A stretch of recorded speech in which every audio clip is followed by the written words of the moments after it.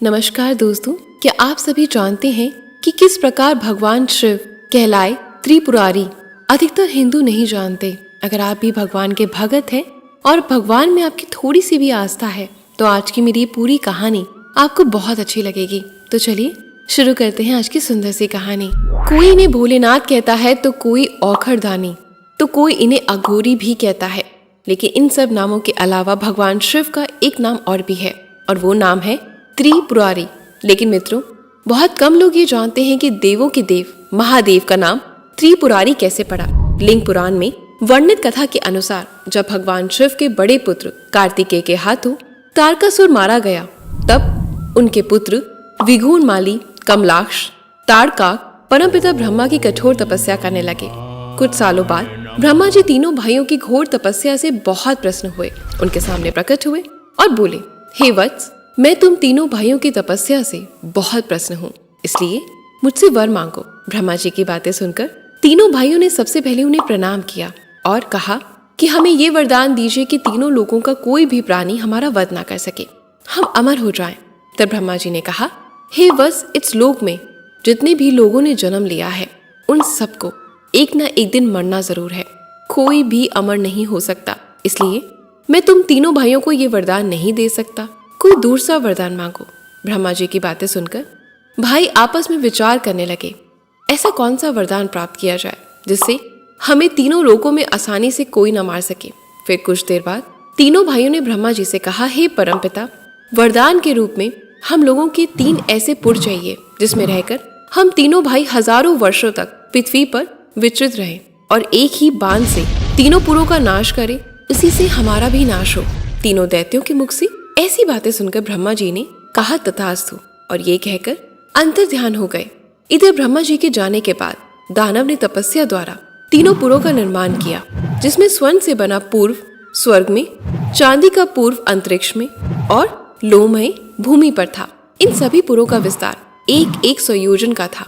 पुरों के बन जाने के बाद स्वर्णमय पूर्व में तारकाक्ष, रजतमय अर्थात चांदी से बने पूर्व में कमलाक्ष तथा धरती पर बने पुर में बिंदुमाली रहने लगा। उधर बलवान मैदाना तीनों भाइयों से पूजित हो तीनों पुरों में स्थान बनाकर रहने लगा।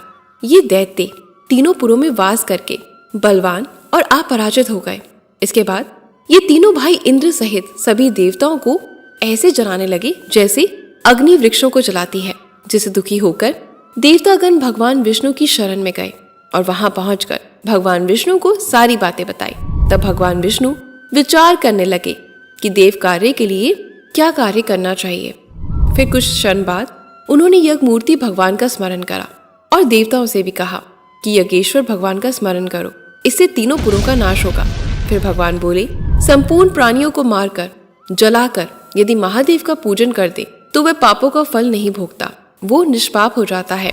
डिमांग लिंग की अर्चना करने के कारण ये पापी असुर वध नहीं किए जा रहे थे। इतना कहकर विष्णु भगवान ने हजारों भूतगणों को उत्पन्न किया। तब विष्णु भगवान ने उनसे कहा कि हे भूतों, इन तीनों पुरों को जलाकर भस्म कर दो। भगवान विष्णु की आज्ञा पाते ही भूतगण उन्हें प्रणाम कर तीनों पुरों को भस्म करने चल पड़े, परंतु वहां पहुंचकर पुरों के बदले सभी भूतगण ऐसे भस्म हो गए जैसे अग्नि में शलाभ नष्ट हो जाए। ये देखकर तीनों पुरों में रह रहे दैत्य बहुत प्रसन्न हुए और नृत्य करने लगे। उधर भूतगणों के भस्म होने के बाद इंद्र सहित सभी देवता दुखी हो गए और फिर भगवान विष्णु की शरण में आए और उनसे कहने लगे, प्रभु, हम लोगों को बचा लीजिए। देवताओं की बातें सुनकर विष्णु जी ने विचार किया, त्रिपुरवासी दैत्य महापाप करके भी रुद्र का अर्चन करते हैं, इसे ये निष्पाप हो जाते हैं, उनके कार्यों में विघ्न होना चाहिए, तभी इनका नाश होगा। ऐसा विचार कर उन्होंने एक मायावी पुरुष को उत्पन्न किया। उस मायावी पुरुष और उसके लक्षण वाले शस्त्र को देखकर सभी हैरान रह गए। फिर वह माया से निर्मित पुरुष पुर में गया। दैत्य उससे मोहित होकर शस्त्र को छोड़कर उसके शिष्य बन गए। स्त्रियां पति को त्याग कर स्वच्छंद विचरने लगी। स्त्री धर्म नष्ट हो जाने पर दुराचार फैल गया। तब विष्णु भगवान देवताओं के साथ देवादिदेव महादेव की स्तुति करने लगे और कहने लगे, जैसे समुद्र में तरंग समूह परस्पर टकराकर वही नष्ट हो जाती है, वैसे ही संपूर्ण जगत आप से उत्पन्न होकर आप पे ही लय हो जाता है। फिर देवताओं की स्तुति से प्रसन्न देवादिदेव महादेव नंदी पर हाथ रख के प्रकट हुए और बोले, हे देवताओं, मैं त्रिपुर के दाह का उपाय करूंगा। इन्हीं के साथ सब नाग देवता और गण नाचने लगे और फूलों की वर्षा होने लगी। इधर कुमोदर नाम का असुर देवताओं पर अत्याचार करने लगा, जिसे देवता हाहाकार करके भागने लगे। मुनि उस दैत्य के भय से ओम नमः शिवाय का मंत्र जप करने लगा। तब नंदेश्वर शूल हाथ में लेकर वृक्ष पर चढ़े हुए थे। वहां पहुंचे नंदी को देखकर कुमोदर और उसके गण सिर से प्रणाम कर प्रार्थना करने लगे।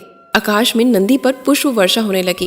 उन्हें देखकर इंद्र देवता स्तुति करने लगे, शिलादि पुत्र आपको नमस्कार है। इस प्रकार नंदीश्वर स्तुति से प्रसन्न होकर देवताओं से बोले, हे देवगण, आप लोग मेरे प्रभु के लिए धनुष, बाण, व्रत आदि का निर्माण कराइए और तीनों पुरों को नष्ट हुआ समझे।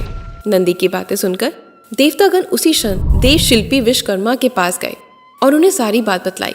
देवताओं की बातें सुनकर विश्वकर्मा तत्काल धनुष, बाण, रथ आदि का निर्माण करने लगे।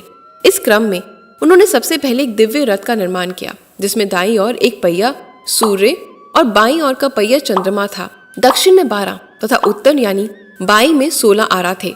दोस्तों, आड़ा गाड़ी के पहियों की वह चौड़ी पटरी होती है जो पहियों की गड़ाड़ी और पट्टी के बीच में जुड़ी रहती है। इन आराओं में एक तरफ आदित्य और दूसरी तरफ 16 चंद्रमा की कला थी। सब नक्षत्र बाई तरफ भूषण थे और तथा 6 ऋतु नेमी थे। हस्त्याचल और उदयाचल दोनों उसके जुआ थे।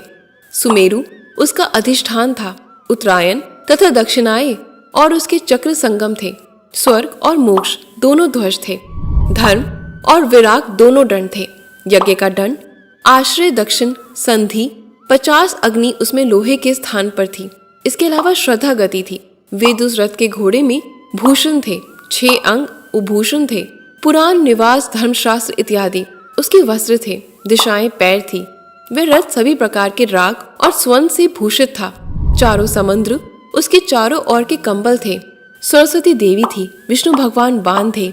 सोम शैले थे। इसी प्रकार दिव्य रथ और धनुष को तैयार करके ब्रह्मा को सारथी बनाया गया। उसके बाद उस दिव्य रथ पर पृथ्वी और आकाश को कपाते हुए शंकर विराजमान हुए। फिर विनायक बालक के रूप में प्रकट हुए। देवताओं ने उनका पूजन किया। विनायक बोले, इस संसार में भक्ष बोझ आदि पदार्थों से पूजा नहीं करेगा। देव हो या दानव हो, सिद्धि को प्राप्त नहीं करेगा। ऐसा सुनकर इंद्र अधिक सभी देवताओं ने विनायक भगवान का पूजन किया और फिर गणेश्वर तथा नंदी आदि भगवान शंकर के पीछे चले गए। भगवान शंकर आगे आगे शस्त्र आदि लेकर चले। वो जगत के हित के लिए त्रिपुर दहन को नंदी पर सवार हुए। शिव पर फूलों की वर्षा होने लगी। देवता जय जयकार करने लगे। उधर सब भगवान शंकर उस दिव्य रथ के साथ तीनों पुरों के मध्य में पहुंचे। तीनों पुर एक साथ इकट्ठे हो गए। ये देख देवताओं को बड़ा हर्ष हुआ और एक बार फिर भगवान शंकर की जय जयकार करने लगे। फिर कुछ देर बाद ब्रह्मा जी बोले, हे देव, हम सभी पुष्प योग हैं।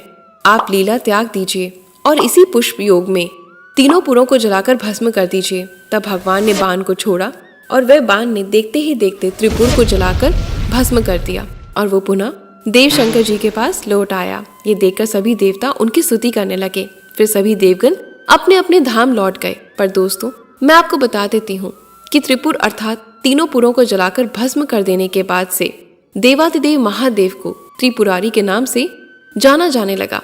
तो दोस्तों, उम्मीद करती हूँ कि आपको भगवान शंकर से जुड़ी ये कथा पसंद आई होगी। अगर पसंद आई है तो इस वीडियो को ज्यादा से ज्यादा लाइक करें और शेयर करें। धन्यवाद।